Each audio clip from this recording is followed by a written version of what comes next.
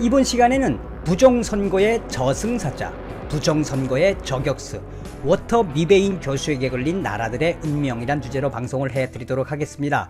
워터 미베인 교수에게 걸린 나라들의 운명, 따지고 보면 불법 선거를 통해서 대통령이 되었던, 또 대통령이 되려고 했던 범법자 정치인들의 말로라는 주제가 되겠습니다. 어제도 방송을 해드렸습니다만 저는 워터 미베인 교수의 논문을 보고 흥분을 감추지 못했습니다. 왜 그러냐 하면 지금 모든 것들이 다 김정은이에게 쏠려 있는 이 마당에 한 줄기의 그런 시원함을 가져다 준 것은 바로 워터 미베인 교수가 썼던 발표한 논문, 2020 대한민국 4.15 총선은 사기다, 부정선거다 라고 하는 논문입니다. 저는 얼마 전에 외신으로부터 인터뷰를 하게 됩니다.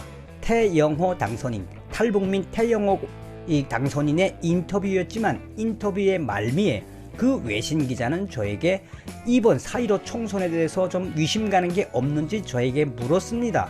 그래서 제가 다시 물었죠.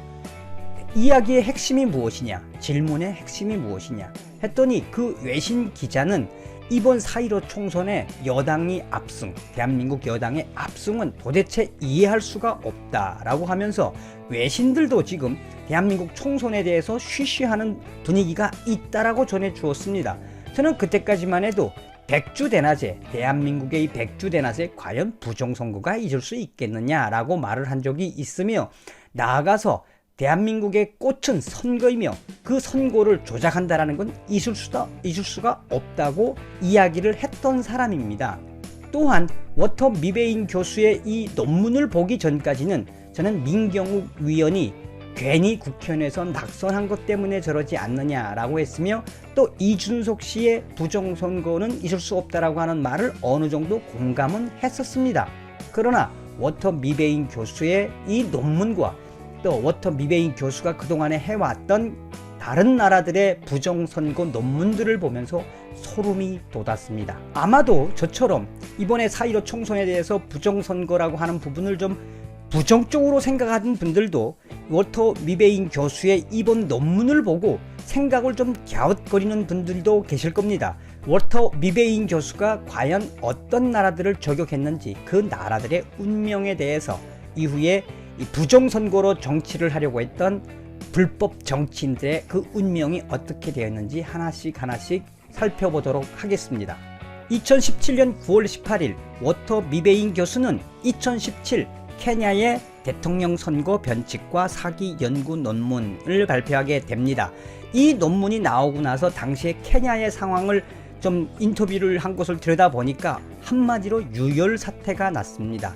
당시에 케냐 대통령으로 당선된 케냐타 대통령은 이 논문 발표 이후에 국민들로부터 탄핵 비슷한 걸 받았으며, 당시에 케냐는 도가니 속에 빠졌습니다.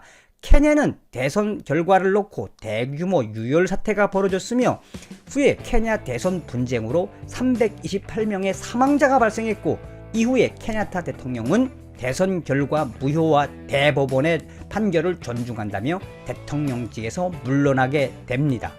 부정선거의 저승사자인 워터 미베인 교수의 연구 논문은 콩고 선거에도 굉장히 큰 두각을 나타내게 됩니다. 2019년 워터 미베인 교수는 콩고 민주공화국 불법선거 법위약 연구 논문을 발표하게 되며, 아이러니하게도 당시에 콩고에 도입되었던 한국전자투표기 그 사태를 심도 있게 논문으로 발표를 했습니다. 이 발표 이후에 콩고에는 유혈 사태가 빚어졌으며 대선이 연기되는 운명을 맞게 됐으며, 이후에 한국의 전자투표기의 그 취약성, 나아가서는 한국의 전자개표기가 결국은 이를 낼 수 있다는 워터 미베인 교수의 사례를 논문으로 만들어 놓게 됩니다. 부정선거를 저격하는 워터 미베인 교수의 논문은 볼리비아 선거에서 절정에 다다르게 됩니다. 당시에 워터 미베인 교수의 연구 논문으로 당시의 볼리비아 대통령 선거, 대통령에 취임한 볼리비아 대통령은 결국은 부정선거 의혹으로 사임을 하게 됩니다. 2019년 11월 13일 워터 미베인 교수는 볼리비아 2019년 선거에서 결정적인 사기 투표에 대한 증거라는 논문을 발표하게 됩니다. 이 논문으로 볼리비아가 발칵 뒤집혀졌으며 이후에 볼리비아 대통령이었던 모랄레스 대통령은 결국 대통령의 사임을 하게 되며 부정선거로 국민들의 지탄을 받게 되며 나아가서는 멕시코로 망명하게 되는 운명을 맞게 됩니다. 워터 미베인 교수는 2017년 9월 케냐 대통령 선거 사기 논문 발표, 케냐 대선 결과 무효, 2019년 1월 콩고 민주공화국 한국전자투표기 논문 발표, 대선 연기, 2019년 11월 볼리비아 대통령 선거 사기 논문 발표, 대통령 사임 멕시코 망명, 2019년 4월 28일 워터 미베인 교수는 2020 4.15 총선 부정선거라는 논문을 발표했습니다. 이때까지 워터 미베인 교수에게 걸린 나라들, 부정선거로 이 정치를 하려던 불법 정치인들의 운명은 그 말로를 걸었습니다. 따지고 보면 워터 미베인 교수는 3전 3승을 한 것이나 다름이 없습니다. 워터 미베인 교수가 겨누고 있는 상대는 과연 누구일까요? 소주에 말씀드린 것처럼 워터 미베인 교수의 논문을 보기 전에는 저는 이번 4.15 선거의 부정선거는 꿈도 꾸지 않았습니다. 그러나 그분의 논문을 보고 다시 한번 대한민국의 민주주의의 꽃을 생각하게 됐으며 이번 4.15 총선은 어찌 보면 부정선거일 수도 있겠다라는 합리적인 위기심이 들게 되었습니다. 이제 행동으로 나서야 될 사람들은 바로 우리들입니다. 최영호 당선인에 대해서 탈북민으로서 저를 취재했던 외신에게 제가 오늘 전화를 했습니다. 자, 백악관에 대한민국 2020년 4.15 총선거에 대한 불법 행위에 대해서 또 부정행위에 대한 위구심에 대해서 백악관에 청원을 하면 어떻게 되느냐고 물어봤습니다. 10만 명이 넘으면 백악관은 움직여야 하며 답을 내야 한답니다. 다시 말하면 미국에서도 가장 학을 띠는 것은 바로 부정선거라고 합니다. 여러분들의 소중한 한 표, 여러분들의 소중한 참여. 가까운 미래에 죄수들을 냉동 감옥에 가두는 시대가 옵니다. 영화 데몰리션맨은 수많은 미래 기술들을 보여주며 어린 네오의 상상력을 자극했는데요. 오늘은 그 이야기를 한번 풀어볼까 합니다.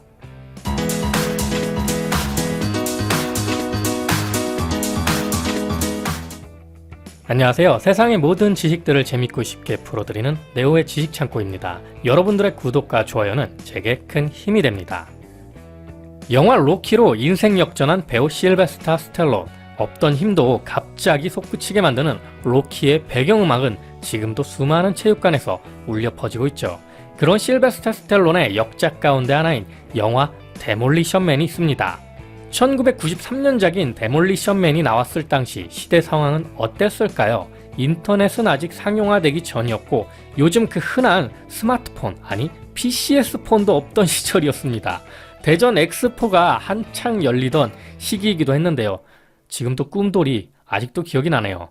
제가 초등학교 6학년이었던 아주 먼 27년 전에 호랑이 담배 피던 시절입니다. 개인적으로 SF 영화를 정말 좋아하는데요. 제가 처음 가상현실에 대해 눈을 떴던 게 바로 이 영화를 통해서였습니다. 정말 상상력을 자극하는 영화였죠. 제 나이대 이상 분들이라면 아실 영화인데요. 실베스타 스텔론이 주인공으로, 악당으로 웨슬리 스나이프스가, 여주인공으로는 산드라 블록이 나왔는데 산드라 블록은 1년 후 개봉한 스피드라는 영화에서도 엄청난 인기를 얻게 되기도 합니다. 영화의 전체적인 분위기는 젠 스타일을 표현하고 있습니다. 의상 대부분이 일본 전통 의상인데요. 그 당시에는 아무래도 현재의 한류처럼 일본 문화가 상당한 영향력을 미치던 시기이기도 합니다. 제가 데몰리션맨을 의미있게 생각하는 이유는 이 영화 속에서 잊지 못할 많은 미래 기술들을 보게 되었기 때문입니다. 그 당시 에일리언 시리즈, 로보캅, 터미네이터, 스타워즈 등 많은 SF 영화들이 있었지만 미래 기술에 대해 가장 현실적으로 제시해 주었던 영화가 바로 데몰리션맨입니다. 영화의 배경은 2032년입니다. 영화 속에서 최고의 기술은 냉동인간 기술이겠지만 그건 그때도 아직 멀었구나 라는 생각이 들었고요. 지금이 2020년인데 12년 후 2032년이 된다 해도 기술이 가능할까 싶습니다.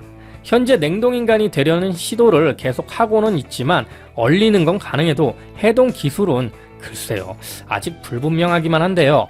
현재는 급속 냉동 기술을 통해 정자와 난자를 보관하고 해동시키는 데는 성공적입니다. 하지만 세포 덩어리인 인간의 육체는 어떨까요? 최초의 냉동인간은 미국 UC 버클리의 제임스 베드퍼드 교수입니다. 그는 간암 선고를 받자 1967년 인체 냉동 보존술을 통해 인류 최초의 냉동인간이 됩니다. 냉동 당시 그의 몸에서 체액과 혈액을 모두 빼내고 응고 및 동결 방지제가 포함된 혈장으로 대체했고 영하 196도씨의 액체 질소가 담긴 금속 캡슐에서 냉동 상태에 돌입하게 됩니다. 베드퍼드 교수의 냉동된 육체는 현재까지 보관되고 있지만 미래에 깨어날 수 있다고 장담할 수는 없습니다. 지난 1991년 그의 상태를 확인하기 위해 보관실에서 꺼냈을 때 몸은 그대로 보존됐지만 손상되어 있었고 피부는 변색됐으며 코와 입에서 나온 피가 얼어 있었다고 합니다. 내부 세포 일부가 파괴된 것으로 추정됐는데요. 그의 육체는 여전히 미국의 냉동 보존업체 알코사의 냉동실에 보존돼 있습니다. 지금까지 미래에 깨어나기 위해 냉동인간을 선택한 사람들은 전 세계적으로 600명 정도가 된다고 합니다. 돈이 좀 모자라신 분들은 신체를 다 냉동시키기 어려우니까 머리만 잘라서 넣은 경우도 있는데요. 인간의 영생에 대한 욕심은 끝이 없나 봅니다. 개인적으로는 정해진 수명대로 자연스럽게 살다 가는 게 인생이지 않나 생각이 드네요. 그럼 좀 현실성 있는 기술을 보도록 하겠습니다. 그중 하나가 바로 내비게이션인데요. 이게 아마도 현실에서 가장 빠르게 구현된 기술이 아닐까 생각이 됩니다. 요즘 내비게이션은 너무도 보편화되었지만 1993년인 당시에는 꽤 놀라운 기술로 느껴졌습니다. 그럼 최초의 내비게이션 기술은 어떻게 시작되었을까요? 내비게이션의 시초는 1981년 혼다에서 개발한 일렉트로 자이로게이터입니다. 작은 기계에 A5 용지 크기의 지도 필름을 집어넣으면 현재 위치를 불빛으로 보여주는 원시적인 장비였는데요. GPS를 사용할 수 없어 운전자가 현재 위치를 찍으면 나침반과 자이로스코프를 이용해 상대적인 위치를 대략적으로 보여주는 수준이었습니다.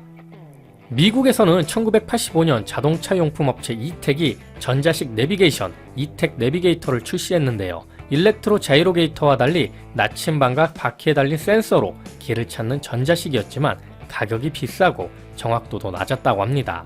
국내에서도 1997년 현대 오토넷이 메리평 내비게이션을 만들었지만 구형 2D 지도가 사용됐고 정확성 등 품질이 떨어져 큰 반향을 일으키지는 못했습니다. 내비게이션이 본격적으로 대중화된 것은 2000년부터인데요. 전 세계적으로 수많은 GPS를 활용한 제품이 쏟아지기 시작했고 1984년 미국이 GPS를 민간의 조건부로 일부 개방하기 시작하면서부터 내비게이션은 빠른 속도로 진화할 수 있었습니다. 그 다음 기술은 차가 사고가 나는 순간 거품이 순식간에 터지면서 스티로폼화 되었던 모습의 에어백입니다. 정말 참신하다고 생각했던 기술이었는데요. 아마도 에어백이 더 발전된다면 그런 모습이지 않을까 생각이 듭니다. 세계 최초의 에어백은 메르세데스 벤츠가 개발했는데요. 벤츠는 지난 1967년부터 에어백 개발에 착수했으며 1971년 관련 특허를 취득해 80년대 말 벤츠의 플래그십 세단인 S클래스에 최초로 장착했습니다.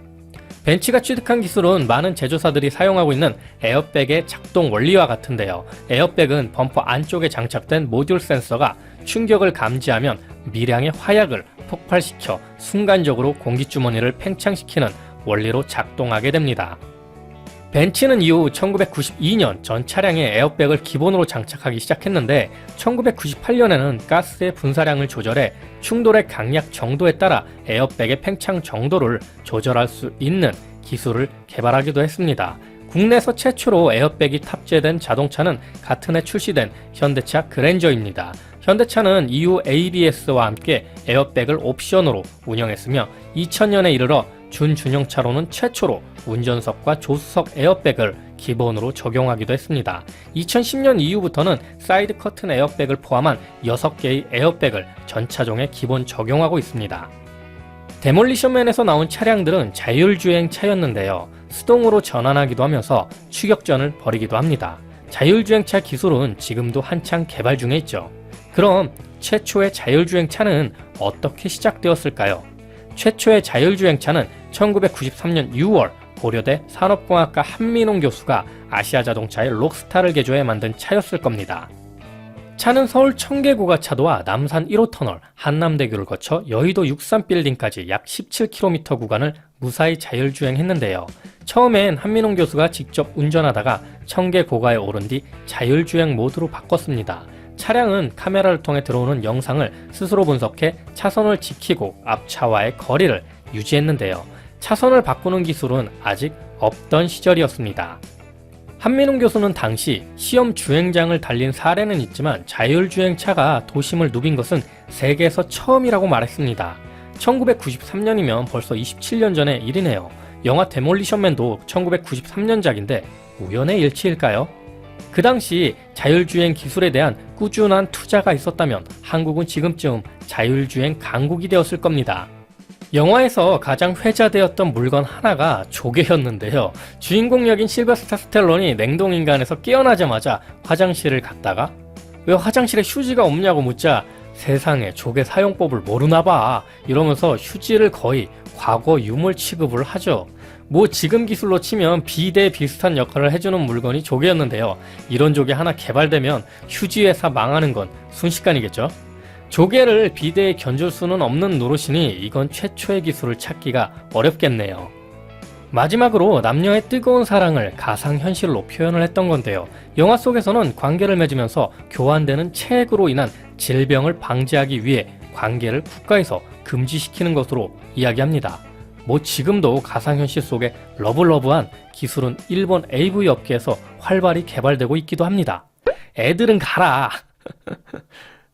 세계 최초의 가상현실 기술의 원천은 1968년 미국 유타 대학의 이반 서덜랜드가 헤드마운트 디스플레이를 연구하면서 시작되었습니다.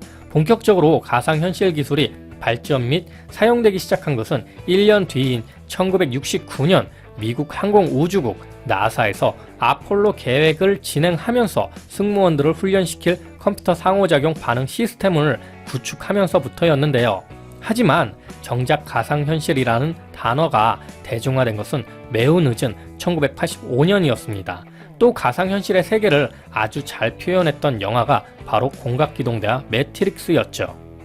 앞으로 5G 통신의 발전은 가상현실과 증강현실의 기술을 상용화하게 될 겁니다. 가상현실은 아마도 우리의 생활을 또 한 번 크게 변화시키게 되겠죠. 데몰리션맨 속의 세상은 빅브라더의 모습을 보여주기도 했습니다. 욕을 하는 족족, 경고를 주기도 하고 산드라 블록이 교도소장과 무슨 대화를 했는지도 상사가 체크할 정도로 많은 감시가 이루어지는 사회를 표현하기도 했습니다.